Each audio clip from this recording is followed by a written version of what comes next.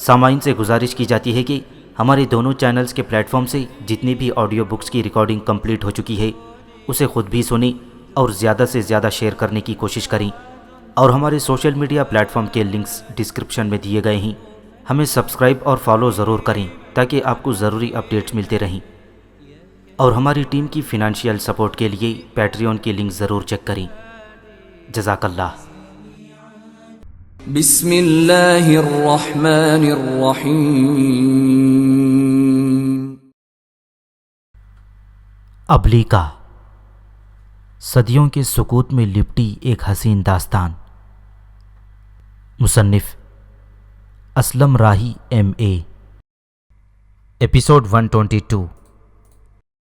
یوناف اور کوروش جب اپنے وفد کے ساتھ قوم ماد کے مرکزی شہر ہمدان میں داخل ہوئے تو انہوں نے دیکھا کہ ماد کے بادشاہ ازدحاق کی طرف سے کچھ اہلکار اور عمرہ مقرر کیے گئے تھے جو باہر سے آنے والے حکمرانوں کا شاہی محل سے باہر کھڑے استقبال کر رہے تھے، اور تحائف جو وہ بادشاہ کے لیے لے کر آئے تھے وہ انہیں وصول کرتے جا رہے تھے۔ کوروش بھی جو نیزائی گھوڑے بادشاہ کے لیے لے کر آیا تھا وہ ان اہلکاروں کی تحویل میں دے دیے گئے۔ پھر وہ کچھ کارکنوں کی رہنمائی میں ہمدان کے شاہی محل میں داخل ہوئے۔ وہاں اسے بہت تلخ تجربات سے گزرنا پڑا تھا۔ ہمدان کے شاہی محل کی پرشکوہ فضا میں پہنچ کر اسے اپنی کمتری کا احساس ہوا۔ اس نے دیکھا کہ باعظمت مادی بادشاہ کے درشن کے لیے باہر سے آنے والے حکمران اور ان کے وفد بڑی بےتابی سے اس کی طرف بڑھ رہے تھے، جہاں بادشاہ ان سے ملاقات کے لیے کھڑا تھا۔ اپنی کمتری کا یہ منظر کوروش سے دیکھا نہ جاتا تھا۔ وہ یہ بھی دیکھ رہا تھا کہ قوم ماد کے شاہی خاندان کے افراد اپنے سروں پر قیمتی جواہرات لگے ہوئے سونے کے تاج پہنے ہوئے تھے، جبکہ کوروش اپنی وضاقتہ دیکھتے ہوئے عجیب سا محسوس کر رہا تھا کہ اس نے وہی نوکدار سواری کے جوتے اور پھندنے والی ٹوپی پہن رکھی تھی، اور اپنی پاک و پاکیزہ سفید پوشاک کو خراب ہونے سے بچانے کے لیے اپنی اڑتی ہوئی داڑھی کے نیچے بار بار وہ اپنے سینے پر ہاتھ رکھ لیتا تھا۔ ہمدان شہر کے شاہی محل کے دربار کی دیوڑی میں پہنچ کر کوروش اور یوناف نے دیکھا کہ وہاں بادشاہ ازدحاق کے محافظ کھڑے تھے جو پیتل کے چمکدار خود اور چاندی کے کام کی زرہ بختر پہنے ہوئے تھے۔ انہوں نے اپنے نیزوں سے اس راستے کو بند رکھا تھا جو راستہ اس طرف کی طرف جاتا تھا جہاں سے قوم ماد کے بادشاہ سے ملاقات کی جاتی تھی۔ تھوڑی دیر تک باہر سے آنے والے حکمران وہاں رکتے رہے، پھر بادشاہ ازدحاق کا وفد وہاں پہنچا جو ہاتھ میں شیر کی شکل کا گرز لیے کھڑا تھا۔ پھر باہر سے آنے والے سارے حکمرانوں کو وہ لے کر اس حصے کی طرف جانے لگا جہاں پر بادشاہ ازدحاق باہر سے آنے والے حکمرانوں سے ملنے کا منتظر تھا۔ اس وقت قوم ماد کی شاہی ایوان کی عجیب سی حالت ہو رہی تھی۔ مختلف آوازوں سے شاہی محل گونج رہا تھا۔ لوگ وہاں مختلف قسم کی بولیاں بول رہے تھے اور ایک دوسرے سے چیخ چیخ کر باتیں کر رہے تھے۔ خوشبوؤں کے انبردانوں اور دیگ دانوں سے اس قدر دھواں اٹھ رہا تھا کہ چاندی اور زیورات سے مزین زرق برق پوشاکیں پہنے مہمانوں کی صفیں صاف نظر نہیں آتی تھیں۔ سفید سنگ مرمر کے اونچے تخت پر جلوہ افروز ازدحاق اس ہنگامے کا میر محفل بنا سر پر سونے کا تاج رکھا بیٹھا تھا، اور اس کے تاج میں جواہرات کا رنگ چھلک رہا تھا، اور بادشاہ کے حضور عمرہ اور اراکین حکومت حلقہ باندھے کھڑے ہوئے تھے، جن میں سے ہر ایک کے لباس کی آرائش اس کے رتبے اور عہدے کا اظہار کر رہی تھی۔ کوروش اس موقع پر جب حیرت کے عالم میں قوم ماد کے بادشاہ کو دیکھنے لگا تو بادشاہ کے حاجب نے جو اس کے قریب ہی کھڑا ہوا تھا کوروش کو کوہنی مارتے ہوئے اور تنبیہ کرتے ہوئے کہنے لگا، اس طرح گھورو مت۔ لہذا کوروش سنبھل گیا۔ شاہی تخت کے اوپر اور پیچھے غلام گردش تھی جس میں ہاتھی دانت کی جالی لگی ہوئی تھی، اور اس جالی کے پیچھے باہر سے آنے والی اور قوم ماد کی شاہی اور معزز خواتین بیٹھی ہوئی تھیں اور ضیافت کے شروع ہونے کا انتظار کر رہی تھیں۔ اس کے بعد قوم ماد کے بادشاہ ازدحاق نے باہر سے آئے ہوئے حکمرانوں سے ملنا شروع کیا اور وہاں جمع ہونے والے سب لوگوں سے تعارف کرتا رہا۔ جب کوروش یوناف بیوسا اپنے وفد کے ساتھ بادشاہ سے ملنے کے لیے اس کے سامنے گئے تو بادشاہ نے لوگوں کو مخاطب کرتے ہوئے کہا، یہ ہے پارسا گرد کا کوروش۔ اس کے بعد بادشاہ دوسرے حکمرانوں کی طرف متوجہ ہو گیا۔ کوروش کو بادشاہ کے ان الفاظ پر بڑی حیرت ہوئی کہ اس قدر مختصر الفاظ میں اس کا تعارف و پذیرائی کی گئی۔ کوروش، یوناف اور بیوسا اور ان کے وفد کے ارکان کو ایک ایسے کونے میں بیٹھنے کو جگہ ملی تھی جہاں پہلے سے ہی دو شخص بیٹھے ہوئے تھے ان میں سے ایک آموری قبیلے کا سردار تھا جس کے جسم اور لباس سے اونٹوں کی بو آ رہی تھی، اور دوسرا ایک خاموش کلدانی تھا جس کی داڑھی حلقے دار تھی اور گلے میں سونے کے تعویذوں کی زنجیر پہنے ہوئے تھا۔ جب سب لوگ اپنی اپنی جگہوں پر بیٹھ گئے تب ایوان ضیافت میں شاہی محل کا شاعر اٹھا اور اس نے اپنے بادشاہ کی مدح سرائی شروع کر دی۔ وہ کہہ رہا تھا، مات کے فاتح سپاہیوں کے مقابل نینوا کی گلی کوچوں میں خون کی ندیاں اس طرح بہہ رہی تھیں کہ گھوڑوں کے گھٹنوں تک خون تھا۔ ہمارے فاتح مند بادشاہ کے حضور 60,000 اور کئی سو نفوس اسیر ہوئے تھے۔ ان رنگوں کا جو زر و جواہرات سے آراستہ تھے کوئی شمار نہیں تھا، اور وہ مویشی جو اس جنگ میں ہاتھ لگے ان کی کوئی گنتی نہیں تھی۔ مات کے مقتدر بادشاہ کے لیے جو بہت سے ملکوں کا بادشاہ تھا، مفتوحین کی آہوزاری آواز سے فردوس گوش تھی۔ اس شاعر نے اور بہت سے اشعار بھی اپنے بادشاہ کی مدح سرائی میں کہے۔ اس کے بعد قوم مات کے بادشاہ اژدہاک کی طرف سے دی جانے والی ضیافت شروع کر دی گئی، اور سب لوگوں کے سامنے جہاں جہاں وہ بیٹھے تھے کھانا چن دیا گیا۔ جس وقت کھانا چنا جا رہا تھا، کوروش کی نگاہ اژدہاک کے پیچھے دیوار پر لگی ہوئی تھی۔ اس کی نگاہ ایک سرخ رنگ کی بڑی سی پتھر کی سل پر جم گئی۔ اس پتھر کی سل پر ایک تصویر بنی ہوئی تھی جس میں ایک عورت تاج اور شاہانہ پوشاک پہنے ایک گرجتے ہوئے شیر کی پیٹھ پر بیٹھی ہوئی تھی، اور اس کے سر کے گرد ستارے اور ہاتھ میں ایک نیزہ تھا۔ آموری سردار کی نگاہ بھی اس طرف اٹھ گئی اور اس نے شیر پر بیٹھی اس عورت کی طرف دیکھتے ہوئے کہا، یہ عورت اگر شیر پر سوار ہو سکتی ہے تو ضرور یہ طاقت کی کوئی دیوی ہے۔ اس پر قریب بیٹھے کلدانی نے اپنی داڑھی ہلاتے ہوئے کہا، یہ اشتار دیوی ہے جو در حقیقت حفاظت اور تباہی دونوں ہی صفات کی مالک ہے، اور اس کے علاوہ وہ ہمارے ملک ماندانہ کی محافظ ہے جو اس باعظمت بانوے بابل کے ساتھ لائی تھی۔ آموری سردار نے اپنے سامنے رکھی انجیروں کی پلیٹ میں ہاتھ ڈالتے ہوئے کہا، میں نے تو لوگوں سے یہ کہتے ہوئے سنا تھا کہ یہ بابل کی سب سے بڑی فاحشہ ہے۔ ان الفاظ پر کلدانی اس طرح بھڑکا جیسے گھوڑا بھڑکتا ہے، اور اس نے بھنا کر کہا، اشتار کے حق میں ذرا سوچ کر کوئی برا لفظ زبان سے نکالو۔ اس دیوی کا ستارہ زہرا ہے، اس سے سب دیوتا محبت کرتے ہیں۔ کلدانی کی اس گفتگو پر وہ آموری خاموش رہا، اور کوروش نے اس کلدانی کو مخاطب کرتے ہوئے پوچھا، اے کلدانی دوست، یہ اشتار دیوی تو بابل کی دیوی ہے، پر یہ اژدہاک کے دربار میں کیسے لگی ہوئی ہے، اور یہ آرین اس دیوی کو کب سے اور کیسے پوجنا شروع ہو گئے؟ اس پر وہ کلدانی کہنے لگا، تمہارا کہنا درست ہے، یہ دیوی آریاؤں کی نہیں بلکہ یہ دیوی بابل سے آئی ہے۔ سنو میرے اجنبی مہمان، ہمدان کے بادشاہ اژدہاک کی ہر دل عزیز ملکہ کا نام ماندانہ ہے، جس کا تعلق بابل کے شاہی خاندان سے ہے۔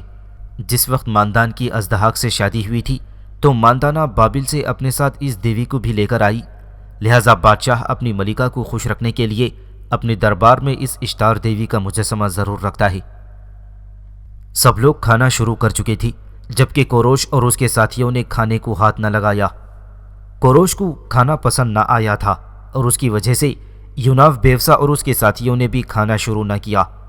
اس موقع پر وہ کلدانی اپنا چہرہ کوروش کے قریب لایا اور رازداری میں کہنے لگا، دیکھو پارساگرد کے بادشاہ، جلدی سے کھانا شروع کر دو۔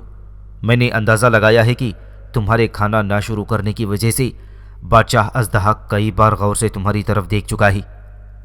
جواب میں کوروش کچھ کہنے ہی والا تھا کہ بادشاہ اژدہاک اپنی جگہ سے اٹھ کر کوروش کی طرف آیا اور اسے مخاطب کر کے کہنے لگا، کیا ہمارا کھانا بہت بد مزہ ہے جو تم اسے کھا نہیں رہے ہو، یا تمہیں اس بات کا ڈر ہے کہ ہم نے اس کھانے میں تمہارے لیے زہر ملا رکھا ہے؟ اژدہاک کے ان الفاظ سے مجمع میں ایک تاریکی چھا گئی، جبکہ اژدہاک وہاں کھڑا بڑی گرم نگاہوں سے کوروش کو گھورے جا رہا تھا۔ بادشاہ کی اس گفتگو کے جواب میں کوروش کھانا نہ کھانے کے لیے کوئی وجہ پیش کرنا ہی چاہتا تھا کہ ایک ہاتھ اس کی کلائی پر پڑا، جس نے اس کا ہاتھ زبردستی کھانے کی طرف بڑھا دیا۔ یہ دیوار کے برابر کھڑے ہوئے مسلح محافظوں میں سے ایک محافظ کا ہاتھ تھا، جو اس طرح کوروش کو کھانوں کی طرف متوجہ کرنے کی غرض سے اپنے پہرے کی جگہ چھوڑ کر وہاں آ گیا تھا اور زبردستی کوروش کا ہاتھ کھانے کی طرف بڑھا رہا تھا۔ یہ واقعہ چشم زدن میں پیش آ گیا۔ اس محافظ کی اس حرکت کو کوروش نے ناپسند کیا، اور غصے سے آگ بگولا ہو کر اس نے کچھ اس زور سے ہاتھ پیچھے جھٹکا کہ وہ محافظ لڑکھڑاتا ہوا دیوار سے جا ٹکرایا۔ اس موقع پر کوروش کا ایک محافظ اپنی جگہ سے اٹھ کھڑا ہوا، اس لیے کہ اس نے یہ محسوس کیا تھا کہ اس کے بادشاہ کا ہاتھ زبردستی پکڑ کر کھانے کی طرف بڑھایا گیا تھا اور یہ ان کے بادشاہ کی بے عزتی تھی۔ لہٰذا جس پہرے دار نے کوروش کا ہاتھ پکڑ کر کھانے کی طرف بڑھایا تھا، کوروش کے اس محافظ نے اس پہرے دار کو دونوں ہاتھوں سے پکڑ کر اس پہرے دار کو ہاتھوں پر اٹھا کر بری طرح زمین پر دے مارا۔ پہرے دار کی پیتل کی ڈھال پتھر کے فرش پر چھن سے جا کر گری۔ دیوار کے برابر کھڑے ہوئے سپاہیوں میں 2 سپاہی دوڑ کر آئے اور انہوں نے کوروش کے اس نہتے محافظ کی پیٹھ میں اپنے نیزوں کی انیاں گھوم دیں اور وہ محافظ ایک لمبی آہ بھرتا ہوا زمین پر گرا اور دم توڑ گیا۔ اپنے محافظ کے مارے جانے پر کوروش غضبناک ہو گیا۔ اپنی جگہ سے وہ اچھلتا ہوا اٹھا اور جن 2 پہرے داروں نے اس کے محافظ کو قتل کیا تھا ان پر اس نے حملہ کر دیا۔ کوروش کے پہلے حملے سے ایک محافظ زخمی ہو گیا اور وہ زخم کھا کر پیچھے بھاگ گیا۔ دوسرا محافظ بھی خوفزدہ ہو کر پیچھے ہٹ گیا تھا۔ اتنی دیر تک 7-8 مسلح محافظ کوروش کی طرف بڑھے۔ وہ چاہتے تھے کہ آگے بڑھ کر کوروش پر اپنی تلواریں گرا دیں کہ یوناف اور بیوسا تڑپ کر اپنی جگہ سے اٹھتے ہوئے آگے بڑھے۔ ان دونوں نے تلواریں کھینچ لی تھیں اور وہ ان حملہ آور محافظوں پر ٹوٹ پڑے۔ کوروش نے جب دیکھا کہ اس معاملے میں یوناف اور بیوسا اس کی مدد کے لیے میدان میں اتر آئے ہیں، اس نے بھی اپنی ساری قوت و حوصلے کو مجتمع کیا۔ یوناف اور بیوسا کے ساتھ وہ بھی محافظوں پر ٹوٹ پڑا تھا۔ تینوں ان 7-8 محافظوں کو اپنے سامنے دھکیلتے ہوئے دربار کے ایک کونے میں لے گئے۔ اتنی دیر تک 10-12 اور محافظ اپنے ہاتھوں میں نیزے لیے ہوئے یوناف، بیوسا اور کوروش کی طرف بھاگے۔ وہ چاہتے تھے کہ پشت سے ان پر حملہ آور ہو جائیں کہ شاہی ایوان میں ایک عورت کی نغمہ بار آواز گونجی، خبردار، میں مندانہ کہتی ہوں، یہ کوروش اب میرا فرزند ہے، اپنے نیزے ہٹا لو، میرے بیٹے کا بال تک بیکا نہ ہونے پائے۔ بولنے والی گیلری کے پردوں کے پیچھے نظروں سے اوجھل تھی، لیکن اس کے حکم کی کچھ اس طرح تعمیل کی گئی تھی جیسے بادشاہ اژدہاک کے حکم کی پیروی کی جاتی ہے۔ جب حملہ آور محافظ پیچھے ہٹ گئے تو کوروش، یوناف اور بیوسا اس جگہ آئی جہاں کوروش کے ایک محافظ کی لاش پڑی ہوئی تھی۔ تھوڑی دیر تک کوروش نیچے جھک کر بڑی حیرت اور پریشانی میں اپنے اس محافظ کی لاش دیکھتا رہا۔ اتنی دیر تک اژدہاک کے حکم پر چند محافظ آگے بڑھے اور کوروش کے محافظ کی لاش اٹھا کر وہاں سے باہر لے گئے۔ یہ صورتحال دیکھتے ہوئے اچانک کوروش نے یوناف اور بیوسا کی طرف دیکھتے ہوئے کہا، تم جلدی کرو اور میرے ساتھ آؤ، ہم تینوں کے لیے یہاں خطرات ہی خطرات ہیں۔ اس کے ساتھ ہی کوروش، یوناف اور بیوسا اس دربار سے باہر نکلے اور محل کی غلام گردشوں میں سے باہر نکلنے کے لیے راستے کی تلاش میں دوڑنے لگے۔ اچانک ان تینوں نے پیچھے پاؤں کی ایک نرم آہٹ سنی، جیسے کوئی ان کے تعاقب میں آ رہا ہو۔ جب انہوں نے پیچھے مڑ کر دیکھا تو رات کے اس اندھیرے میں ایک خواجہ سرا درباری پوشاک اور زنانی جوتیاں پہنے ان کے پیچھے بھاگتا ہوا آ رہا تھا۔ قریب آ کر اس خواجہ سرا نے کوروش کو مخاطب کرتے ہوئے کہا، تم نے بہت برا کیا کہ دربار کے اندر بادشاہ کی موجودگی میں یہ ہنگامہ کھڑا کر دیا، لیکن تمہاری ماں یعنی قوم ماد کی ملکہ ماندانہ کا دل تمہارے لیے ہمدردی اور شفقت سے لبریز ہے۔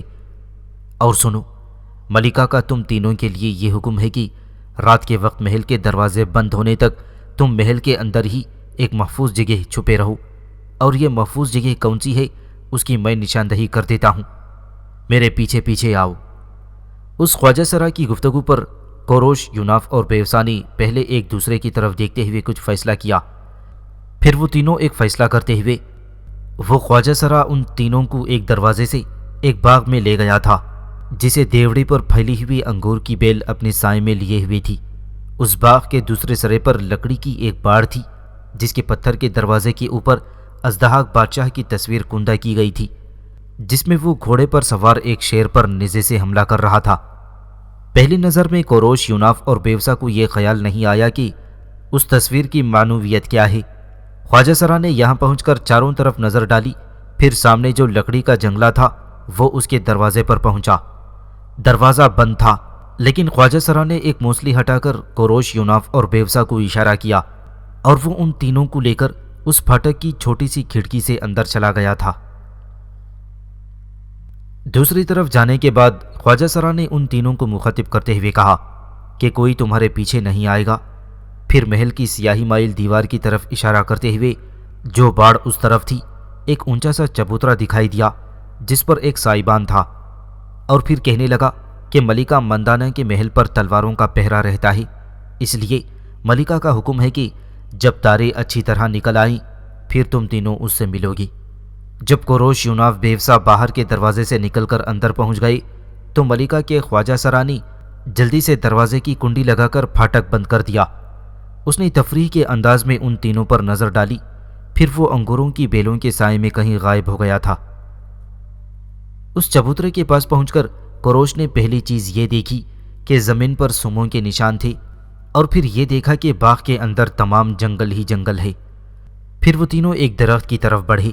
یہاں رات ہونے کے باوجود قریب ہی جلتی ہوئی مشعلوں کی روشنی کی وجہ سے ہر شے صاف اور عیان طور پر دیکھی جا سکتی تھی، اور جو ہی وہ اس درخت کے نیچے بیٹھنے کو آگے بڑھے 12 سینگوں کا جوڑا وہاں سے نکل کر بھاگا۔ اتنے میں ایک جنگلی گدھا سر اٹھائے آیا اور ان کے پیچھے پیچھے بھاگتے ہوئے وہ بھی وہاں سے چلا گیا تھا۔ کوروش جو پہاڑی جانوروں کی زندگی سے واقف تھا وہ فوراً سمجھ گیا کہ وہ باغ نہیں بلکہ ایک شکارگاہ ہے، اور پھر یہ کہ بادشاہ ازدحاق نے اپنے محل کے قریب ہی یہ شکارگاہ بنائی ہوگی تاکہ درندوں اور جانوروں کا شکار کرنے کا شوق پورا کر سکے۔ اس چبوترے کے احاطے سے 12 سینگھے اور جنگلی گدھے جب نکل کر بھاگے تو کوروش یوناف بیوسا نے دیکھا کہ اس چبوترے کے ارد گرد لکڑی کا ایک مضبوط احاطہ تھا جس میں ایک دروازہ تھا۔ اسی دروازے سے 12 سینگھوں کا جوڑا اور جنگلی گدھا نکل کر بھاگے تھے۔ کوروش نے احتیاطاً آگے بڑھ کر دروازہ بند کر دیا تھا۔ ابھی اس نے ایسا کیا ہی تھا کہ چبوترے کی لکڑی کے باڑ سے قریب ہی ایک شیر دہاڑتا ہوا نمودار ہوا، اور وہ سونگنے کے انداز میں آگے بڑھتا ہوا لکڑی کی باڑ کے قریب آ گیا تھا۔ لکڑی کی وہ باڑ مضبوط ضرور تھی پر کوئی زیادہ اونچی نہیں تھی، اور اگر شیر بھوکا ہوا تو اپنی طاقت و قوت کو استعمال کرتے ہوئے اس باڑ کو پھلانگ بھی سکتا تھا۔ اس شیر کو لکڑی کی باڑ کے قریب دیکھ کر کوروش انتہائی پریشان اور فکر مند ہو گیا۔ اس موقع پر یوناف اس کے قریب آیا اور کندھے پر ہاتھ رکھتے ہوئے کہنے لگا، سنو کوروش، فکر مند ہونے کی ضرورت نہیں۔ اول تو مجھے یقین ہے کہ شیر لکڑی کی یہ باڑ پھلانگ کر اندر نہیں آئے گا، اور اگر یہ آتا بھی ہے تو میں اکیلا اس سے نمٹ لوں گا۔ تم دیکھو گے کہ جس طرح یہ باڑ پھلانگ کر اندر آتا ہے ویسے ہی میں اس کا خاتمہ کر کے اسے باڑ کے اوپر سے مردہ حالت میں باہر پھینک دوں گا۔ یوناف کی اس گفتگو سے کوروش کو حوصلہ اور کچھ ہمت ہوئی، لہذا وہ تینوں گہری نگاہوں سے شیر کو دیکھنے لگے جو آہستہ آہستہ باڑ کے قریب آ کر رک گیا تھا۔ تھوڑی دیر خاموش رہنے کے بعد یوناف نے پھر کوروش کو مخاطب کرتے ہوئے کہا، سنو کوروش، یہ جنگلی سور یا جنگلی بھیڑیے تو فوراً انسان پر حملہ کر دیتے ہیں، لیکن یہ شیر جب تک بھوکا نہ ہو انسان پر حملہ آور نہیں ہوتا۔ اور یوناف کا کہنا درست ثابت ہوا۔ شیر تھوڑی دیر تک وہاں کھڑا رہا۔ چند لمحے وہاں کھڑا رہتے ہوئے یوناف بیوسا اور کوروش کی طرف وہ دیکھتا رہا، اور پھر وہ ذرا سا ہٹا اور زمین پر لیٹ گیا، اس طرح کہ اس کا سر پھاٹک کی کھڑکی کی طرف تھا۔ شیر کے لیٹنے کے بعد وہ تینوں بھی چبوترے پر بیٹھ کر انتظار کرنے لگے تھے۔ شکارگاہ کے باہر اب پہرے دار دو مل کر پہرا دینے لگے تھے۔ انہوں نے اپنے کندھوں پر نیزے اٹھا رکھے تھے اور کبھی کبھار ٹہر کر شکارگاہ میں بھی جھانک کر دیکھ لیتے تھے۔ کوروش یوناف بیوسا کو ان کے ہنسنے کی آوازیں بھی سنائی دے رہی تھیں۔ بہرحال وہ تینوں چبوترے پر بیٹھ کر انتظار کرنے لگے تھے کہ کب چاند طلوع ہو اور ملکہ مندانہ ان سے ملنے کے لیے آ جائے۔ اچانک یوناف بیوسا اور کوروش چونک سے پڑے تھے۔ جس کھڑکی کے اندر سے ملکہ کا خواجہ سرانی لکڑی کی باڑ کے چبوترے کے اندر انہیں لایا تھا، اس چبوترے کی اس کھڑکی کی طرف 2 پہرے دار آتے ہوئے دکھائی دیے۔ وہ شیر کے بالکل قریب آ گئے تھے۔ یوناف انہیں آواز دے کر مطلع کرنا چاہتا تھا کہ ان میں سے ایک کے نیزے کی انی اچانک زمین پر لیٹے ہوئے شیر کی دم پر کھپ گئی۔ اس پر شیر اٹھا اور گرجتا ہوا ان دونوں پہرے داروں پر حملہ آور ہو گیا۔ یہ صورتحال دیکھتے ہوئے یوناف فوراً حرکت میں آیا، بھاگ کر لمبی جس لگائی، لکڑی کی باڑ کو پار کرتا ہوا وہ شیر اور ان پہرے داروں کے درمیان حائل ہو گیا۔ یہ صورتحال دیکھتے ہوئے شیر نے ان پہرے داروں کو فراموش کر کے یوناف پر حملہ کر دیا۔ شیر نے ایک غسیلی اور لمبی جس لگا کر یوناف پر حملہ کیا تھا، لیکن یوناف بھی مستعد اور چوکنا تھا۔ جو ہی شیر نے اس کے اوپر جس لگائی، اس نے اسے ہوا کے اندر ہی اپنے دونوں ہاتھوں کی گرفت میں لے کر فضا میں معلق کر دیا، اور پھر اس نے شیر کو ایک قریبی درخت سے پٹخ مارا تھا۔ یوناف کے اس طرح پٹکنے سے شیر زخمی ہو گیا۔ وہ دوبارہ یوناف پر حملہ کرنے کے بجائے شکارگاہ میں ادھر ادھر بھاگتے اور دہاڑتے ہوئے ایک طوفان اور شور کھڑا کرنے لگا تھا۔ یہ صورتحال دیکھتے ہوئے دونوں پہرے دار فوراً اپنی جانیں بچانے کے لیے وہاں سے بھاگ گئے تھے۔ گو ابھی چاند طلوع نہ ہوا تھا، اور چاند طلوع ہونے کے بعد ہی ملکہ نے ملنے کا وعدہ خواجہ سرا کے ذریعے سے کیا تھا، لیکن اب وہاں ٹھہرنا اور رکنا خطرے سے خالی نہ تھا، کیونکہ شیر زخمی ہو کر پوری شکارگاہ کے اندر دہاڑتا ہوا بھاگ رہا تھا۔ لہذا کوروش اب یہ خطرہ محسوس کر رہا تھا کہ شیر دوبارہ بھی ان پر حملہ آور ہو سکتا ہے۔ اگر وہ حملہ آور نہ بھی ہو تب بھی وہ شکارگاہ کے اندر شور کر رہا ہے۔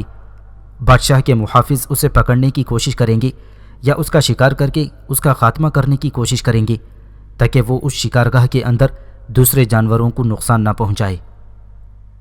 شکارگاہ کے اندر اب شور بلند ہو گیا تھا۔ یوناف، کوروش اور بیوسا ایک دوسرے سے مشورہ کرنے کے بعد محل کی دیوار کی طرف بھاگے۔ ظاہر ہے کہ اندھیرے میں ایسی جگہ جہاں کا پتہ نہ ہو، ان کا دوڑنا بے معنی ہو سکتا ہے۔ وہ تینوں دیوار کے پاس آئے۔ انہوں نے دیکھا کہ دیوار کے اندر سے کچھ پتھر بڑی ترتیب کے ساتھ باہر کو نکلے ہوئے تھے، جن کی مدد سے دیوار کے اوپر چڑھا جا سکتا تھا۔ لہذا تینوں اپنے ہاتھوں اور پاؤں کی مضبوطی سے محل کی اس دیوار پر چڑھنے لگے تھے۔ جب وہ دیوار پر کافی اونچائی پر چلے گئے تو انہوں نے دیکھا کہ شکارگاہ کے ارد گرد مشل ہلتی ہوئی دکھائی دے رہی تھی۔ شکارگاہ میں شیر اسی طرح دہاڑتے ہوئے بھاگ رہا تھا، اور انہوں نے یہ بھی دیکھا کہ محل کی اس دیوار کے اوپر بالکنی میں عورتوں کے سر نظر آتے دکھائی دے رہے تھے۔ ان عورتوں کے چہروں پر نقاب نہ تھا۔ اس سے ان تینوں نے یہ اندازہ لگایا کہ یہ کنیزیں ہیں، اور جب وہ دیوار کے اوپر گئے اور کنیزوں نے ان تینوں کو دیوار پر چڑھتے ہوئے دیکھا تو وہ وہاں سے بھاگ کھڑی ہوئی۔ یوناف، بیوسا اور کوروش ان کنیزوں کے پیچھے بھاگنے لگے تاکہ وہ دیکھیں کہ وہ کس طرف جاتی ہیں۔ وہ کنیزیں بھاگتی ہوئی ایک ایوان میں داخل ہوئیں اور اس ایوان کے سفید پردوں کے پیچھے جا کر چھپ گئیں، اور پھر ایکایک اس ایوان کی سفید روشنی سے یوناف، بیوسا اور کوروش کی آنکھیں چندھیا گئی تھیں۔ اس ایوان کی دیواروں پر سفید ریشم کے پردے آویزاں تھے، اور متعدد فانوسوں کے شعلوں کی روشنی ان سفید پردوں پر پڑ رہی تھی۔ ایوان میں سنگ مرمر کے تخت پر ایک عورت بے حس و حرکت سیدھی بیٹھی ہوئی تھی، اور اس کے پاؤں اس کے سامنے سنگ مرمر کے دو شیروں کے سروں پر رکھے ہوئے تھے۔ پہلی نظر میں یوناف، بیوسا اور کوروش کو یوں لگا جیسے وہ کسی دیوی کا مجسمہ ہو، لیکن ان تینوں نے ابروؤں کے محراب میں اس کی آنکھیں سیاہی مائل عقیق کی سی دیکھی۔ تب انہیں یقین ہو گیا کہ وہ مجسمہ نہیں بلکہ کوئی عورت ہے۔ یوناف، بیوسا اور کوروش نے یہ بھی دیکھا کہ سنگ مرمر کے تخت پر بیٹھی اس عورت کے گرد کنیزیں طواف کر رہی تھیں، اس احتیاط کے ساتھ کہ اسے چھوئے نہیں، اور باہر اندھیرے میں ابھی تک شیر کی غضبناک گرج سنائی دے رہی تھی، اور وہ تینوں یہ محسوس کر رہے تھے کہ شیر بری طرح زخمی ہے، اور اب یا تو اسے پکڑ کر کہیں بند کر دیا جائے گا یا اسے شکارگاہ کے اندر مار ڈالا جائے گا۔ جب وہ سنگ مرمر کے تخت پر بیٹھی عورت کے قریب گئے تو انہوں نے دیکھا کہ اس عورت کی آنکھیں آہستہ آہستہ کھلتی دکھائی دی تھیں۔ یوناف، بیوسا اور کوروش نے ایوان کے اس ماحول اور کنیزوں کو دیکھتے ہوئے یہ اندازہ لگا لیا تھا کہ سنگ مرمر کے تخت پر بیٹھی ہوئی وہ عورت ضرور ملکہ مندانہ ہوگی۔ یوناف، بیوسا اور کوروش ملکہ مندانہ کے سامنے آ کر کھڑے ہوئے تھے تو ملکہ نے اپنے دائیں ہاتھ سے اپنے بائیں پہلو پر بیٹھی ہوئی چند کنیزوں کی طرف اشارہ کیا، جس کے جواب میں ان کنیزوں میں سے کچھ اٹھی اور یوناف، بیوسا اور کوروش کی طرف بڑھنے لگیں۔ ان تینوں کو ان کے بازوؤں سے پکڑ کر وہ ایک دوسرے ایوان کی طرف لے گئی تھیں، جہاں پانی سے بھرا ہوا ایک تشت رکھا ہوا تھا، اور ساتھ ہی صاف سوتی کپڑوں کی پوشاکیں آویزاں تھیں۔ یہ تشت جو پانی سے بھرا ہوا رکھا تھا ایک چھوٹے ہاؤس کی مانند دکھائی دیتا تھا، اور محسوس ہو رہا تھا کہ جیسے اس تشت کے اندر پانی بہہ رہا ہو، لیکن یہ پانی صرف سونے کے آبدان میں بھرا ہوا تھا اور بہہ نہیں رہا تھا۔ ان کنیز لڑکیوں نے پہلے ان تینوں کے ہاتھ منہ دھلائے، اور پھر وہ دونوں کنیزیں بیوسا کو پکڑ کر ایک چھوٹے سے کمرے کی طرف لے گئی تھیں، اور ان کے پیچھے ایک تیسری کنیز بھی تھی جو ایک نئی پوشاک بھی اس طرف لے گئی تھی، جبکہ باقی ماندہ کنیزیں جلدی جلدی یوناف اور کوروش کے اوپر کے کپڑے اتار کر انہیں نئی پوشاکیں پہنانے لگی تھیں۔ تھوڑی دیر تک وہ کنیزیں بیوسا کو بھی باہر لائیں۔ اس کے بعد ان تینوں نے ان تینوں کے بالوں میں کنگھی کی، اپنے نرم و نازک ہاتھوں سے آہستہ آہستہ ان کے سر، منہ اور شانوں اور ہاتھ پاؤں پر مالش کرتی جاتی اور مسکراتی جاتی تھیں۔ اس طرح ان کی تھکن اور پریشانی دور اور طبیعت بحال ہو گئی، اور غصے، غضب اور طیش کا وہ طوفان جو اس وقت ان تینوں پر سوار تھا وہ جاتا رہا تھا۔ ان کنیزوں کے حسن و اخلاق اور کارکردگی دیکھ کر یہ اندازہ لگایا جا سکتا ہے کہ قوم ماد کی ملکہ مندانہ نے اپنے کنیزوں کو خوب تربیت دے رکھی ہے۔ ان تینوں کی پوشاکیں تبدیل کرنے کے بعد جب کنیزیں ان تینوں کو باہر اس ایوان میں لائیں جہاں پہلے ملکہ مندانہ سنگ مرمر کے تخت پر بیٹھی ہوئی تھی، اب انہوں نے دیکھا وہ ایوان خالی تھا، جہاں نہ ملکہ تھی اور نہ دوسری کنیزیں۔ وہ کنیزیں ان تینوں کو لے کر اب ایک دوسرے ایوان کی طرف بڑھ گئیں۔ جب وہ تینوں اس ایوان میں داخل ہوئے تو انہوں نے محسوس کیا کہ وہ ایوان بھی سفید سنگ مرمر کا بنا ہوا تھا، لیکن اس کے فرش پر ایسے نرم قالین بچھے ہوئے تھے کہ ان کے پاؤں کی چاپ تک نہ سنائی دیتی تھی۔ اس کمرے میں کوئی فانوس روشن نہ تھا، تاہم فانوس کے بجائے ایک مدھم سی روشنی پردے کے نیچے سے دھویں کے ان مرغولوں پر پڑ رہی تھی جو عنبر دانوں سے سلگتی ہوئی خوشبو سے بلند ہو کر اس ایوان کی فضا میں لہرا رہے تھے۔ ایوان کے اندر ایک دل نواز خوشبو پھیلی ہوئی تھی، اور اس ایوان کے سامنے والے حصے میں ملکہ مندانہ سنگ مرمر ہی کے تخت پر جلوہ افروز تھی۔ اس کے چہرے پر پہلے کی طرح آنچل ڈالا ہوا تھا۔ یہ آنچل اس جھالردار دوپٹے کا تھا جس کا ایک پہلو اس کے سر پر اور منہ پر اور پھر دوسرا اس کے شانوں پر سے اس کے جسم پر پڑا ہوا تھا، اور وہ ایک اونی لباس پہنے ہوئے تھی کیونکہ ملکہ مندانہ نے اپنا چہرہ ڈھانپ رکھا تھا، لہذا یوناف، بیوسا اور کوروش یہ اندازہ نہ کر سکتے تھے کہ ملکہ کی عمر کیا ہے، اور پھر یہ کہ اپنے تینوں مہمانوں کے بارے میں اس کے کیا انداز اور جذبات ہیں۔ تھوڑی دیر تک اس ایوان کے اندر خاموشی رہی، پھر ملکہ کی شہد بھری شیریں آواز اس ایوان کے اندر بلند ہوئی اور ان تینوں کی سماعت سے ٹکرائی۔ ملکہ کہہ رہی تھی، اے کوروش، اے آریائی نسل کے عظیم فرزند، جو کچھ تیرے ساتھ اس محل کے اندر حادثہ پیش آیا اس کے لیے میں شرمندہ ہوں، پر یہ تو کہو کہ تمہارے ساتھ یہ جو دوسرا جوان اور یہ لڑکی ہے یہ کون ہے؟ کیا یہ تمہارے کوئی ساتھی اور تمہارے رازداں ہیں؟ اس پر کوروش نے دست بستہ ہو کر ملکہ مندانہ کو مخاطب کرتے ہوئے کہا، اے بابل کی بیٹی، اے قوم ماد کی عظیم ملکہ، یہ جو جوان میرے ساتھ ہے اس کا نام یوناف ہے، اور یہ جو لڑکی اس کے ساتھ ہے اس کی بیوی ہے اور اس کا نام بیوسا ہے۔ تم اس جوان کو میرا دوست، میرا رفیق اور میرا بھائی سمجھ سکتی ہو، اور یہ جو لڑکی اس کے ساتھ ہے جس کا نام میں نے بیوسا بتایا ہے اسے تم میری بہن کہہ کر پکار سکتے ہو۔ اے ملکہ مندانہ، یہ دونوں ایسے ہی ہیں کہ ہر برے وقت میں، ہر تکلیف، ہر اذیت اور ہر ضرورت کے وقت میں ان پر بھروسہ اور اعتماد کر سکتا ہوں۔ دوسرے الفاظ میں ان کے متعلق یوں بھی کہہ سکتی ہو کہ یہ دونوں میرے دائیں اور بائیں بازو ہیں۔ ملکہ پھر بولی اور کہنے لگی، سنو کوروش، میں نہیں جانتی کہ شاہی ایوان ضیافت میں میں نے تمہاری حمایت کیوں کی تھی۔ میں سمجھتی ہوں کہ تم اپنی نادانی اور جسارت کے بعد اس ایوان ضیافت میں مجھے بے یار و مددگار نظر آتی تھی، لیکن میں تمہاری حمایت پر اتر آئی، اور یہ بھی لکھ رکھو کہ میرا کوئی فرزند نہیں ہے اور نہ کوئی میری بیٹی ہے، لیکن اب میں سمجھتی ہوں کہ تم تینوں میں سے 2 میرے بیٹے اور 1 میری بیٹی ہے، اور میں 3 بچوں کی خوش قسمت ماں ہوں۔ کیا تم تینوں مجھے اپنی روحانی ماں بنانے کے لیے تیار ہو؟ ملکہ کے اس سوال پر کوروش نے سوالیہ انداز میں یوناف کی طرف دیکھا۔ جواب میں یوناف نے جب اسبات میں سر ہلا دیا تو کوروش ملکہ کو مخاطب کر کے کہنے لگا، اے قوم ماد کی عظیم ملکہ، ہم تینوں تمہیں اپنی روحانی ماں سمجھتے ہیں۔ شاید تمہیں خبر نہ ہو کہ میں جب چھوٹا ہی تھا جب میری ماں مر گئی تھی اور میں اسے دیکھ بھی نہ پایا تھا، اور یہ جو دونوں میاں بیوی یعنی یوناف اور بیوسا میرے ساتھ ہیں، ان کا بھی اس دنیا میں کوئی عزیز رشتہ دار نہیں ہے، لہٰذا ہم تینوں خوش قسمت ہیں کہ آپ کی صورت میں ہمیں ایک نیک اور شفیق ماں مل گئی ہے۔ ایوان میں تھوڑی دیر تک پھر خاموشی رہی، یہاں تک کہ ملکہ مندانہ پھر بولی اور کہنے لگی، تم تینوں اس بات پر بھی پریشان ہوگی کہ جب میں نے ایوان ضیافت میں کڑکتی ہوئی آواز میں محافظوں کو تم تینوں پر حملہ آور ہونے سے روک دیا تھا تو وہ ایک دم اپنے ہتھیاروں کو جھکاتے ہوئے پیچھے ہٹ گئے تھے، اور مات کا شہنشاہ ازدحاق بھی میرے اس حکم کے سامنے کوئی اعتراض نہ کھڑا کر سکا تھا۔ سنو میرے بچوں، قوم ماد کا بادشاہ ازدحاق میرے سامنے یوں چپ اور خاموش رہنے پر مجبور ہے، اس لیے کہ میں کوئی عام عورت نہیں ہوں کہ جو اس کے عقد میں دے دی گئی ہوں، بلکہ میں بابل کی عظیم سلطنت کی شہزادی تھی، جسے شان و شوکت کے ساتھ ازدحاق کے ساتھ بیاہا گیا تھا۔ لہٰذا ازدحاق اس لیے بھی میرے فیصلوں کے خلاف زبان نہیں کھول سکتا ہی کہ اسے خدشہ اور ڈر ہے کہ اگر اس نے ایسا کیا تو بابل کی سلطنت کہیں اس کے خلاف کوئی قدم اٹھانے پر مجبور نہ ہو جائے۔ یہاں تک کہنے کے بعد ملکہ ماندانہ پھر خاموش ہو گئی۔ اس خاموشی میں وہ تینوں ملکہ ماندانہ کی طرف دیکھ رہی تھی۔ مدھم روشنی میں ملکہ کی آنکھوں کو غور سے دیکھنا، پھر اس کے خیالات کا اندازہ لگانا مشکل تھا، اور دوسری طرف خوشبوؤں کا دھواں ان کے حلق میں بھر کر عجیب سا سماں پیش کر رہا تھا۔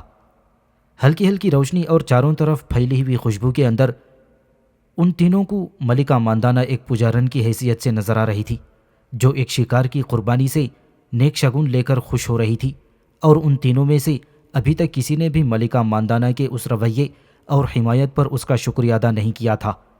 تاہم یوناف پہلی بار بولا اور ملکہ کو مخاطب کر کے کہنے لگا، اے قوم ماد کی عظیم ملکہ اور ہم تینوں کی مادر، ہم تینوں تمہاری اس حمایت مدد، خلوص اور شفقت کے انتہائی مشکور اور ممنون ہیں۔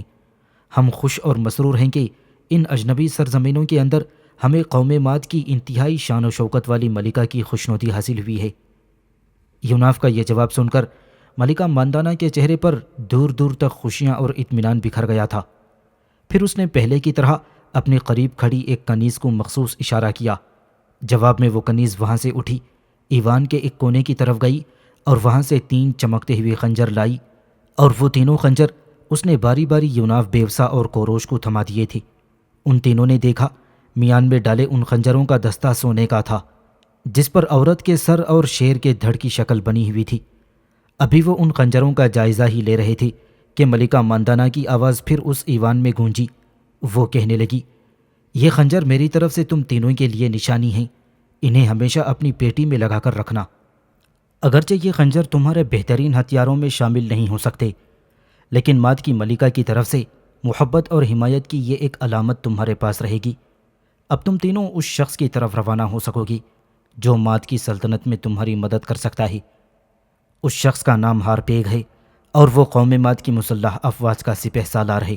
وہ تم تینوں کو شاید ایک مہم سونپ دے۔ مجھے امید ہے کہ تم تینوں اس مہم سے فتح مند اور کامیاب لوٹو گے۔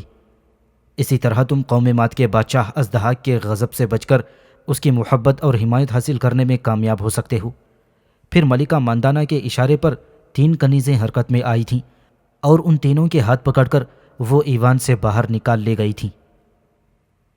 جس وقت ایوان سے نکل کر کنیزیں اس کا ہاتھ تھامے اندھیرے میں ایک طرف لیے جا رہی تھیں، اس وقت ان کنیزوں کے لمس کی وجہ سے وہ تینوں ایک بے خودی کے سے عالم میں ان کے ساتھ چلے جا رہے تھے۔ ان تینوں کو اس موقع پر اپنے تن بدن میں نشاط اور سرور کی ایک کیفیت دوڑتی ہوئی محسوس ہو رہی تھی۔ ان کنیزوں نے ان کے ہاتھ پکڑ کر ایک تنگ زینے سے اتارا اور نیچے ایک جگہ پہنچا دیا جہاں ایک چراغ ٹمٹما رہا تھا، اور اس کے پاس ایک خواجہ سرا کھڑا اونگ رہا تھا۔ اسی دوران پیچھے سے ایک قوی ہیکل آدمی آیا۔ اس نے ان تینوں کو نظر جما کر سر سے پاؤں تک غور سے دیکھا۔ یہ شخص معمولی چمڑے کی ایک جیکٹ پہنے ہوئے تھا۔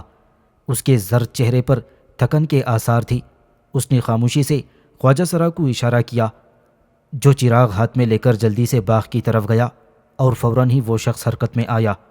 اپنے سر پر اپنا قوت پہن کر اپنا زر بفت کا چوغا اس نے ضیبطن کیا، اور پھر اس نے یوناف بیوسا اور کوروش کے منہ اور آنکھوں پر کپڑے باندھ دیے۔ یوناف بیوسا اور کوروش نے یہ اندازہ لگایا کہ وہ شخص ضرور قوم ماد کی افواج کا سپہ سالار ہارپیگ ہوگا۔ پھر وہ شخص ان تینوں کو لے کر ایک طرف روانہ ہو گیا تھا۔ ایک صحن میں پہنچ کر ہارپیگ نے ان تینوں کی آنکھیں اور منہ سے کپڑا کھول دیا۔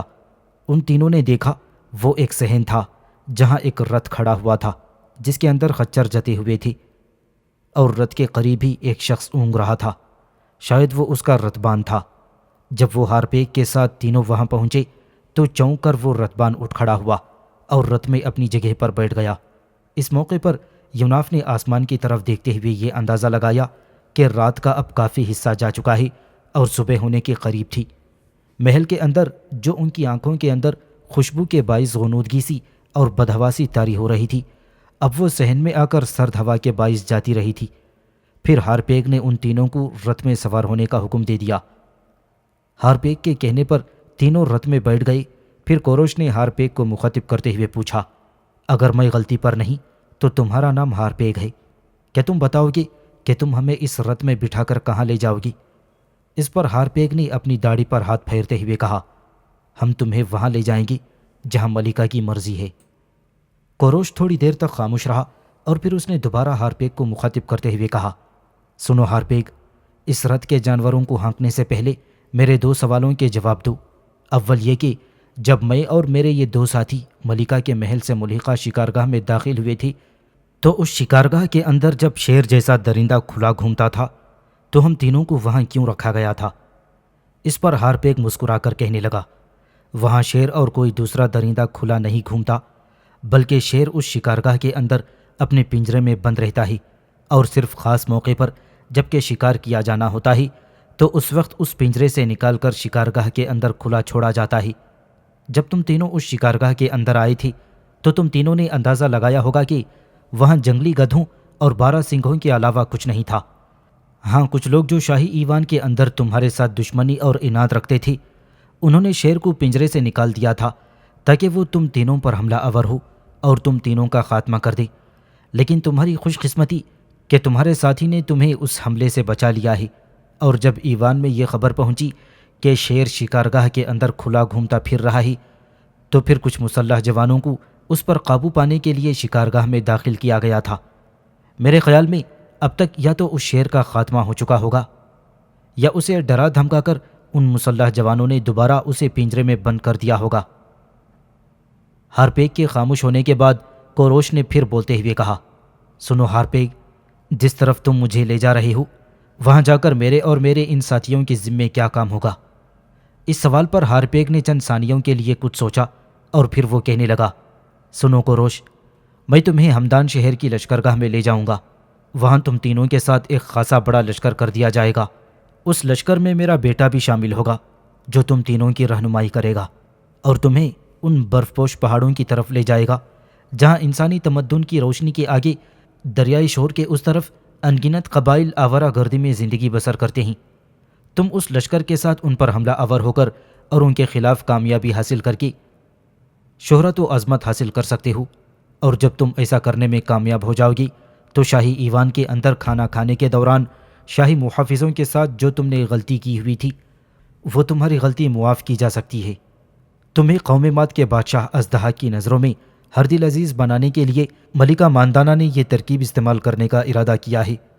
میں تمہیں یقین دلاتا ہوں کہ جب تم لشکر کے ساتھ ان باغی اور سرکش قبائل پر حملہ آور ہوگے اور ان کے خلاف تم فتح حاصل کرنے میں کامیاب رہو گے تو پھر بادشاہ تمہاری ہر غلطی، تمہارا ہر قصور معاف کر کے تمہیں اپنے بیٹوں کی طرح ہر دل عزیز رکھے گا، اس لیے کہ باغی قبائل ماضی میں قوم ماد کے لیے مصائب اور دشواریوں کا باعث بنتے رہے ہیں۔ ان کی سرکوبی کے لیے بڑے بڑے لشکر بھیجے گئے لیکن کوئی بھی لشکر انہیں اپنے سامنے زیر نہیں کر سکا، لہٰذا تم اگر ایسا کر سکے تو پھر بادشاہ تمہارے ہر قصور کو معاف کر دے گا، اور اگر تم ایسا نہ کر سکے تو پھر یاد رکھو ان سرزمینوں کے اندر تمہاری زندگی کے لیے ہمیشہ خطرہ باقی رہے گا۔ کوروش نے ہارپیگ کی اس گفتگو کا کوئی جواب نہ دیا، جبکہ ہارپیگ نے رتبان کو اشارہ کیا، جس پر رتبان نے رت کے خچروں کو ہانک دیا، اور یوں وہ رتبان ہارپیگ کے ساتھ ان تینوں کو لے کر آہستہ آہستہ ایوان شاہی سے دور ہوتا ہوا لشکرگاہ کی طرف بڑھنے لگا تھا۔ اب رتھ محل کے نیچے تیزی سے نشیب میں اترتی جا رہی تھی۔ ان کے دائیں جانب آسمان پر تاریکی میں صبح کی سفیدی نمایاں ہونے لگی تھی، اور بائیں جانب کوہستان الوند کی بلند برف پوش چوٹیوں پر پو پھوٹ رہی تھی۔ شفق بڑی تیزی سے آسمان کے حاشیوں میں پھیلنے لگی تھی۔ ہمدان شہر کے شمالی دروازے کی طرف بڑھتے ہوئے وہ ایک بہت بلند مینار کے پاس آ گئے تھے۔ اس مینارے کی عمارت اور بلندی کو دیکھتے ہوئے کوروش بڑا متاثر ہوا اور ہارپیگ سے متاثر ہو کر کہنے لگا، اس مینارے کو ہمارا موجودہ بادشاہ اژدہا کی تعمیر کر رہا ہے، اور اس کے جاہ و جلال کی یادگار کے طور پر یہ مینار ہمدان شہر میں تعمیر کیا جا رہا ہے۔ اصل میں یہ بابل کے مشہور مینار زاگروس کی نقل ہے۔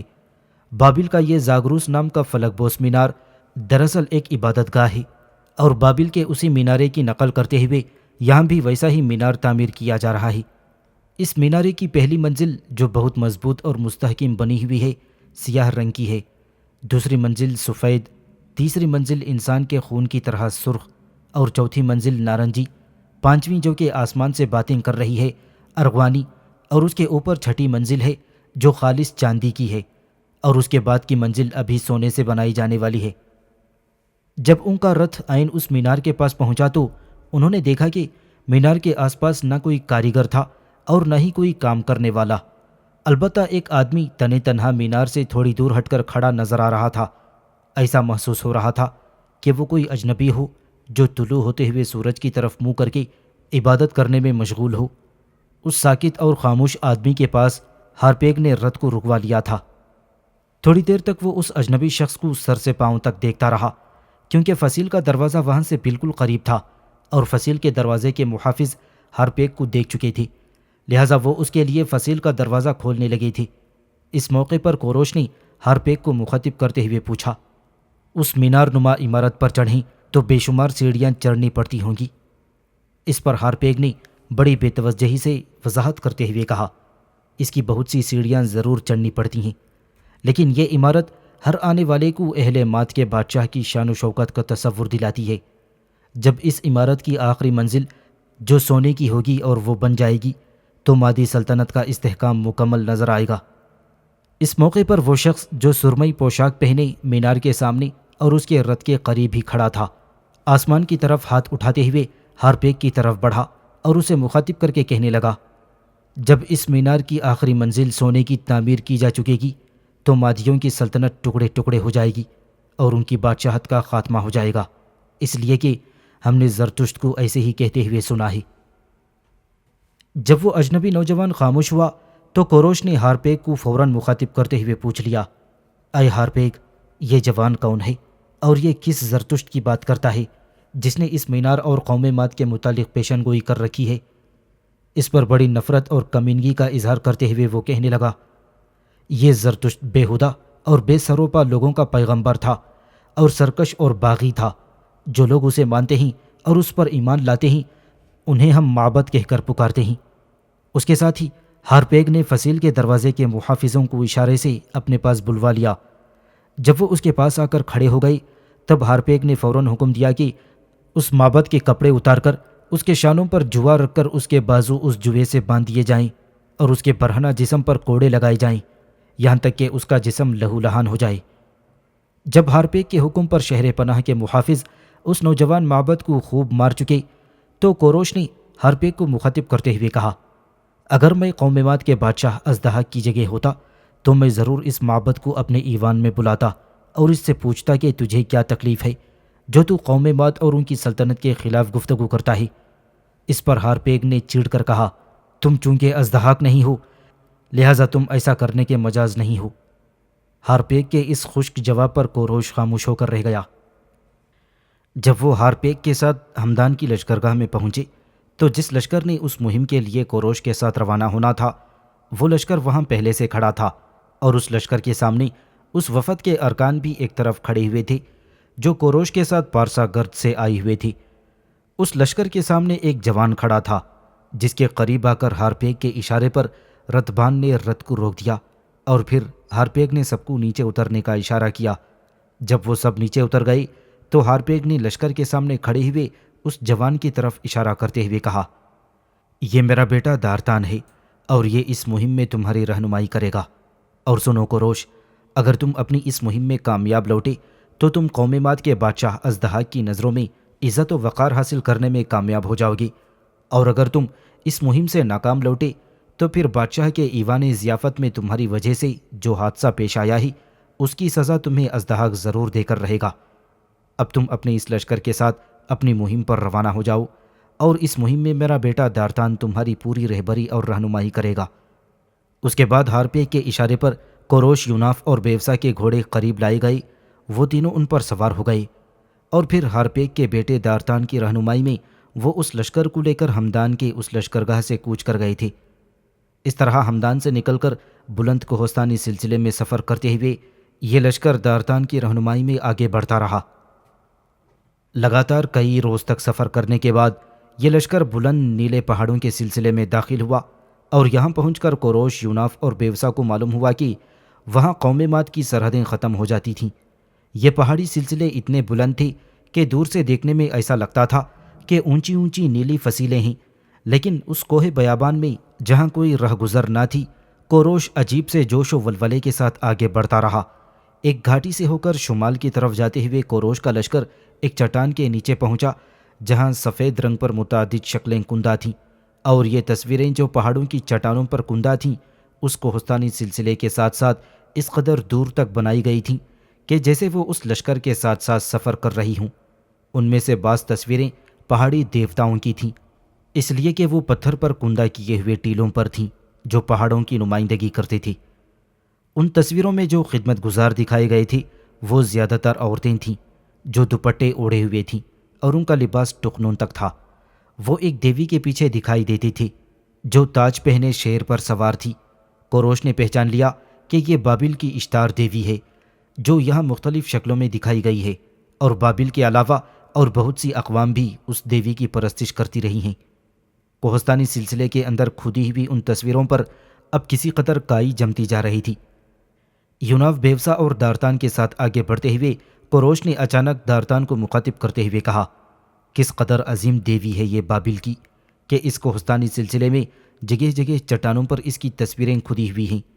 اس پر دارتان نے اس دیوی سے عجیب سی لا تعلقی کا اظہار کرتے ہوئے کہا، میری نگاہ میں ان دیوی دیوتاؤں کی کوئی اہمیت نہیں ہے جن کے پوجنے والے تباہ و برباد ہو کر خاک میں مل گئے ہوں۔ یہ جو تصویریں ہم اس کوہستانی سلسلے میں بنی ہوئی دیکھتے ہیں، یقیناً کبھی یہاں ایسی قوم آباد ہوگی جو بابل کی اس اشتار دیوی کی پرستش کرنے والی ہوں گی، لیکن جب یہ دیوی اپنی پرستش کرنے والوں کو ہی نہ بچا سکی تو اس کی پوجا پاٹ کرنے کا کیا فائدہ؟ ظاہر ہے جو لوگ یہاں رہ کر اس کی پرستش کرتے رہے تھے وہ تو اب مر کھپ چکے ہیں۔ دیوی کی ان تصویروں پر تم دیکھتے ہو کہ کائی جمتی جا رہی ہے، لیکن جو دیوی اپنے پرستش کرنے والوں کو نہ بچا سکی اس کو کیا اہمیت دی جا سکتی ہے؟ بہرحال یہ لشکر آگے بڑھتا رہا یہاں تک کہ یہ پہاڑی سے گھری ہوئی ایسی وادی میں داخل ہو گیا جہاں چشمے شمال کی طرف بہہ رہے تھے۔ چنار کے درختوں کے نیچے دور تک نشیبی وادی پھیلی نظر آتی تھی، اور اس وادی کی گہرائی سے بیچ سے ہو کر ایک دریا گزرتا تھا۔ جب وہ اس دریا کے کنارے آئے تو انہوں نے دیکھا کہ دریا کا پانی اس جگہ بہت گہرا تھا، اور دور اس دریا کے پار وہاں کسی کے باشندے ہاتھوں میں ہتھیار لیے پہرا دے رہے تھے۔ یہ لوگ وحشی قبائل کے تھے، جانوروں کی کھالیں پہنے اور شکار کے نیزوں سے مسلح تھی، لیکن ان کے پاس ڈھالیں نہیں تھیں۔ کوروش نے دیکھا ان لوگوں کے پیچھے ان کی عورتیں بھی تھیں، ان کے ہاتھوں میں بھی ہتھیار تھے، جس کے معنی یہ تھے کہ وادی کے یہ لوگ دریا کے کنارے جی توڑ کر مقابلہ کرنے کے لیے تیار ہیں۔ ان لوگوں کو غور سے دیکھنے کے بعد کوروش اپنے پہلو میں کھڑے دارتان سے کچھ کہنا چاہتا تھا کہ دارتان خود ہی بول پڑا اور کوروش کو مخاطب کرتے ہوئے کہنے لگا، دریا کے پار جو وحشی لوگ دکھائی دے رہے ہیں یہی ہماری منزل ہیں۔ انہوں نے قوم ماد کے بادشاہ ازدحاک کی فرما برداری کرنے سے انکار کر رکھا ہے، اور ان لوگوں پر ہی غلبہ اور قابو پانے کے لیے تمہیں یہ لشکر دے کر روانہ کیا گیا ہے۔ ان وحشی قبائل کے لوگوں کو آئیبیرین کہتے ہیں، اور ان کا تعلق قدیم گرجی اقوام سے ہے۔ یہ لوگ درندوں کی طرح نڈر ہو کر مقابلہ کرتے ہیں، اور یہ جو دریا ہمارے سامنے دکھائی دیتا ہے اسے اپنا محافظ سمجھتے ہیں، اور یہ خیال کرتے ہیں کہ یہ دریا انہیں حملہ آوروں سے محفوظ رکھتا ہے۔ یہ صورتحال دیکھتے ہوئے کوروش اپنے گھوڑے کو ایل لگا کر اس جگہ پہنچ گیا جہاں یوناف اور بیوسا دونوں میاں بیوی کھڑے ہوئے تھے۔ وہ ان کے قریب آیا اور بڑی رازداری سے یوناف کو مخاطب کرتے ہوئے پوچھا، اے یوناف میرے بھائی، ہارپیک کے بیٹے دارتان نے بتایا ہے کہ اس دریا کے پار جو وحشی اقوام بستی ہے انہی کو ہم نے قوم ماد کے بادشاہ ازدحاک کے لیے مطیع اور فرما بردار بنانا ہے، اور یہ کام ہم نے اس دریا کو عبور کرنے کے بعد کرنا ہے۔ تم کہو اس سلسلے میں تم کیا کہتے ہو؟ کوروش کے اس سوال پر یوناف نے کچھ سوچا اور پھر وہ اسے مخاطب کرتے ہوئے کہنے لگا، سنو کوروش، یہ کوئی اہم اور بڑا مسئلہ نہیں ہے۔ میں ان اقوام کو پہلے سے جانتا ہوں، ان کے بیچ میں بہت عرصہ پہلے بھی رہ چکا ہوں اور یہاں سے گزرتا بھی رہا ہوں۔ یہ سب لوگ اشتار دیوی کی پوجا پاٹ کرنے والے لوگ ہیں، اور تم جانتے ہو کہ قوم ماد کی ملکہ مندانا نے جو خنجر ہمیں دیے تھے اس پر بھی اشتار دیوی کی تصویریں بنی ہوئی تھیں۔ تم اپنے لشکر کے ساتھ یہیں رک کر میرا انتظار کرو، اور میں اور بیوسا اس دریا کو پار کر کے ان وحشیوں کا اندازہ کرتے ہیں کہ ان کے اشتار دیوی کے متعلق کیا خیالات ہیں اور وہ اس کا کیسا احترام کرتے ہیں۔ کوروش چونکہ جانتا تھا کہ یوناف اور بیوسا دونوں مافوق الفطرت قوتوں کے مالک ہیں، لہٰذا اس نے ان دونوں کو دریا پار کرنے کی اجازت دے دی۔ یوناف اور بیوسا دونوں آپس میں مشورہ کرتے ہوئے دریا کے کنارے آئی اور پھر یوناف نے بیوسا کو مخاطب کرتے ہوئے کہنے لگا، سنو بیوسا، یہ جو دریا کے پار آئیبیرین قبائل ہیں انہیں تم بھی جانتی ہو اور میں بھی جانتا ہوں، اور یہ اشتار دیوی کی پرستش کرنے والے ہیں۔ ملکہ نے ہمیں جو خنجر دیے تھے وہ نکال کر ہمیں بالکل ان کے سامنے کر لینے چاہیے، کیونکہ اس پر بھی اشتار دیوی کی تصویریں بنی ہوئی ہیں، اور یہ خنجر اور اس پر اشتار دیوی کی تصویریں دیکھ کر یہ آئیبیرین وحشی یقیناً ہمیں کوئی نقصان نہیں پہنچائیں گے۔ بیوسا نے یوناف کی اس تدبیر سے اتفاق کیا، پھر دونوں نے اپنے خنجر نکال کر اپنے ہاتھوں میں اپنے سامنے کر لیے، اور اس کے بعد انہوں نے گھوڑے دریا میں ڈال دیے تھے۔ دوسرے کنارے پر کھڑے وحشی قبائل ان دونوں کو اپنی طرف بڑھتے ہوئے بڑے غور اور انہماک سے دیکھ رہے تھے، اور وہ اس بات کا بھی جائزہ لے رہے تھے کہ انہوں نے اپنے سامنے ہمیں دکھانے کے لیے اپنے ہاتھوں میں کیا پکڑ رکھا ہے۔ تاہم ان میں سے کسی نے نہ ہی ان پر تیر اندازی کی اور نہ ہی کوئی دوسرا ہتھیار چلایا، اور شاید وہ یہ جانتے تھے کہ یہ جو لشکر دریا کے اس پار نمودار ہوا ہے ان میں سے صرف 2 سوار جو ہماری طرف آ رہے ہیں، تو دیکھیں کہ یہ سوار کس غرض سے اور کس مقصد کے تحت دریا پار کر کے دوسرے کنارے پر پہنچے۔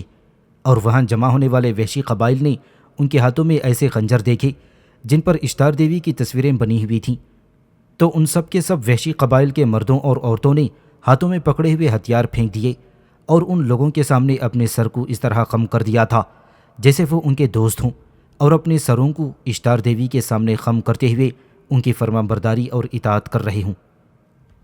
یہ صورتحال دیکھتے ہوئے یوناف اور بیوسا اپنے گھوڑوں سے اتر کر کھڑے ہوئے۔ وہ وحشی عورتیں اور مرد ایک ہجوم کی صورت میں ان کی طرف بڑھے۔ ان کے ہاتھوں میں جو خنجر تھے اور جن پر سونے کی اشتار کی مورتیاں بنی ہوئی تھیں انہیں بڑے غور سے ٹکٹکی باندھ کر دیکھنے لگے تھے۔ اس کے بعد یوناف نے اپنی خرجین میں سے ایک سفید رومال نکالا اور اسے ہوا میں لہراتے ہوئے کوروس کو اشارہ کیا کہ وہ اپنے لشکر کے ساتھ دریا پار کر لے۔ یہ وحشی قبائل اس کے لیے کوئی خطرہ نہیں بنیں گے۔ یوناف کا یہ اشارہ پا کر کوروش اپنے لشکر کے ساتھ دریا عبور کرنے لگا تھا۔ کوروش اور دارتان کی رہنمائی میں پورے لشکر نے دریا عبور کیا اور دوسرے کنارے پر چڑھ گیا تھا۔ وہاں کھڑے وحشی قبائل کے مرد اور عورتوں نے ان کا بہترین استقبال کیا اور انہیں اپنی ایک بہت بڑی بستی کی طرف لے گئے۔ اس بستی کے باہر کوروش نے اپنے لشکر کو خیمہ زن ہونے کا حکم دے دیا تھا۔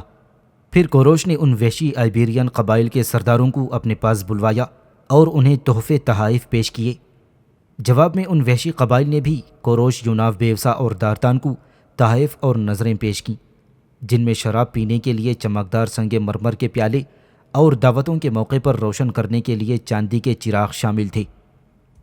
کوروش کے پڑاؤ میں ان وحشی قبائل کے لوگوں نے موسیقی کا انتظام بھی کیا، بانسری بجائی، اور جو ان میں سے جوان تھے انہوں نے رقص بھی کیا تھا، اگرچہ ان کا رقص بڑا بھونڈا تھا۔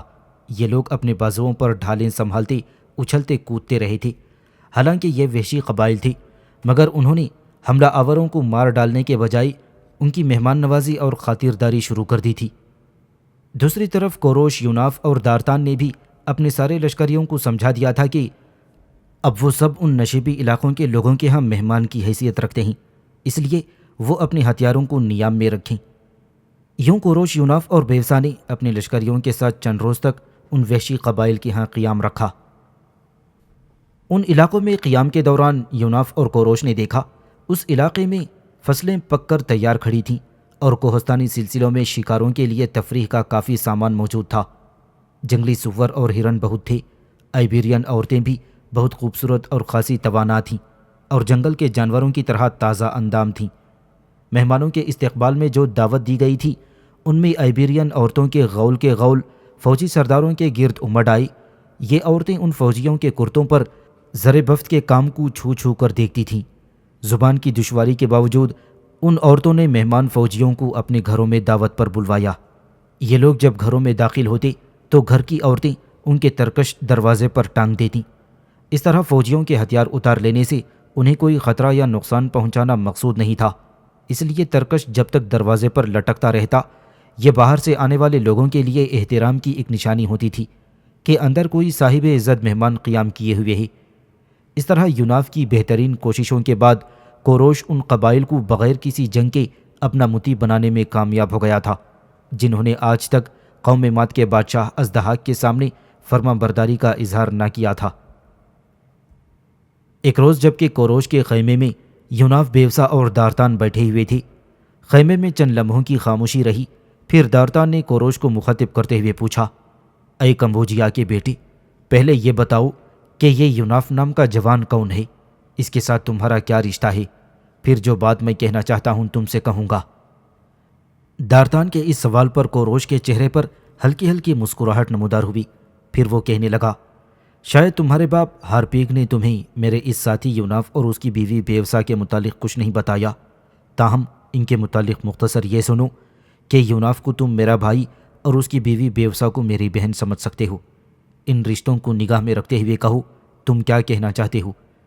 اس پر دارتان مسکرا کر کہنے لگا، اول بات جو میں کہنا چاہتا ہوں وہ یہ ہے کہ یہ دونوں میاں بیوی عجیب سے انسان ہیں، اور انہوں نے کمال حکمت اور دانائی سے کام لیتے ہوئے اس دریا کو عبور کیا، اور بغیر لڑائی اور جنگ کے انہوں نے ان سارے وحشیوں کو تمہارے مطیع اور فرما بردار بنا کر رکھ دیا ہے۔ اس کے لیے یہ دونوں میاں بیوی واقعی شرف اور انعام کے قابل ہیں۔ دوسری بات جو میں تم سے کہنا چاہتا ہوں وہ یہ ہے کہ چونکہ ان وحشی آئیبیرین قبائل کو تم نے بغیر لڑے اپنا مطیع بنا لیا ہے، اور اب اگر تم ہمدان واپس جا کر کہو گے کہ تم نے ازدہاک کے لیے آئیبیریا علاقہ فتح کیا ہے، تو کیا یہ بددیانتی نہ ہوگی؟ اور یہاں قیام کے دوران میں نے یہ بھی محسوس کیا ہے کہ تم لگاتار یہ کوشش کرتے رہے ہو کہ یہ وحشی آئیبیرین قبائل بادشاہ ازدہاک کے بجائے تمہارے مطیع اور فرما بردار بن کر رہیں گے۔ یہاں تک کہنے کے بعد جب دارتان خاموش ہوا تو کوروش نے اسے مخاطب کرتے ہوئے کہا، ہاں میں نے ایسا ہی کیا ہے۔ اس پر دارتان کے ماتھے پر چند شکنیں نمودار ہوئیں۔ پھر اس نے اپنے آپ کو سنبھالتے ہوئے کہا، کیا میں پوچھ سکتا ہوں کہ تم نے ایسا کیوں کیا ہے؟ کوروش نے تھوڑی دیر تک دارتان کی طرف دیکھا، پھر اس نے اپنی نگاہیں گہرے انداز میں یوناف کے چہرے پر جماتے ہوئے کہا، اے دارتان، تیرے اس سوال کا جواب میرا یہ ساتھی میرا بھائی یوناف دے گا، تاکہ تمہیں یہ احساس ہو جائے کہ ہم تینوں کے درمیان کس قدر مفاہمت، اعتماد اور اعتبار ہے۔ کوروش کے اس جواب پر دارتان پھر یوناف کی طرف بڑے غور سے دیکھنے لگا تھا۔ اس پر یوناف دارتان کو مخاطب کرتے ہوئے کہنے لگا، سنو دارتان، جہاں تک میں معلومات حاصل کر سکا ہوں اس کے متعلق تمہارا اور تمہارے باپ کا تعلق قوم مات سے نہیں ہے۔ تمہارا باپ ارمنی ہے اور تم خود بھی ارمنی ہو، اور قوم مات کے لشکر میں بھی بہت سے، بلکہ میں کہہ سکتا ہوں کہ ان گنت ارمنی جوان ہیں۔ اس پر دارتان نے درمیان میں بولتے ہوئے کہا، یوناف تمہارا اندازہ درست ہے، واقعی میں ارمنی ہوں، اور بہت سے ارمنی جوان قوم مات کے بادشاہ ازدہاک کے لشکر میں شامل ہیں۔ اس پر یوناف نے فیصلہ کن انداز میں کہنا شروع کیا، اے دارتان، اگر ایسا ہے تو سنو، اہل مات کے بادشاہ ازدہاک کا قانون سرحد تک نافذ ہے، اور مجھے صاف نظر آ رہا ہے کہ یہ علاقے جن میں ہم اس وقت بیٹھے ہوئے ہیں، یہ سرحدی علاقے غیر معینہ حیثیت رکھتے ہیں، اس لیے کہ مقدس کوہ ارارت پر پہنچ کر قوم مات کے سرحدی علاقوں کو ہم عبور کر چکے ہیں، اور سرحدی علاقوں سے ادھر ایک دوسرا ہی سرحدی قانون نافذ ہے۔